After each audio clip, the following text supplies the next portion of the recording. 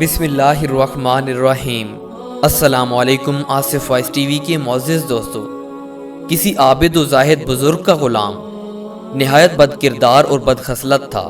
اس کے لمبے لمبے بال ہمیشہ گرد و آلود اور الجھے ہوئے ہوتے تھے اور ان کی آنکھوں سے پانی بہتا رہتا تھا۔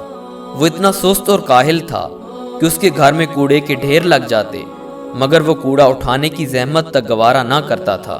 شیخ سعدی رحمۃ اللہ علیہ نے اس بد خصلت غلام کا قصہ بیان کرتے ہوئے اس کے متعلق ایک خوبصورت شعر بھی لکھا ہے جس کی تشریح یہ ہے، یعنی وہ اتنا بدصورت تھا کہ اس کی پیشانی کی جانب نظر دوڑاتے بھی وحشت ہوتی تھی۔ وہ اتنا کاہل تھا کہ کسی کام کے لیے نہ جاتا تھا کہ لوٹ کر واپس نہ آتا۔ یہ بد خصلت غلام کھانے کا اتنا دلدار تھا کہ کھانے کے لیے اپنے آقا کی اجازت کے بغیر ہی دسترخوان پر بیٹھ جاتا اور کسی کو پانی بھی پلانا گوارا نہ کرتا تھا۔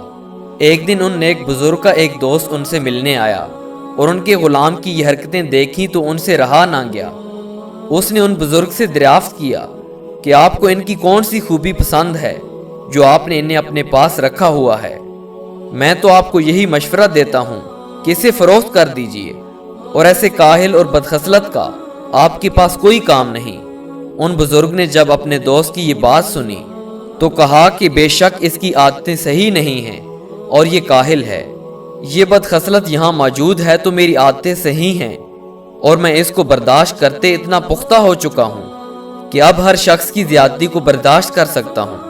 اب یہ بات مروت کے خلاف ہے کہ میں اس سے اتنا فائدہ حاصل کر چکا ہوں اور اب اسے فروخت کر دوں۔ حضرت شیخ سعدی اس حکایات میں اخلاقیات کا درس دے رہے ہیں اور ان بزرگ کا قصہ بیان کرنے کا مقصد یہ ہے کہ اگر تمہارا کوئی غلام دوست یا عزیز جس کا اچھا اخلاق نہ ہو، تم اس سے اخلاقیات کا درس سیکھ سکتے ہو۔ اگر تم اس کو برداشت کر لوگے تو پھر تم لوگوں کی زیادتیوں کو بھی برداشت کرنا سیکھ جاؤ گے۔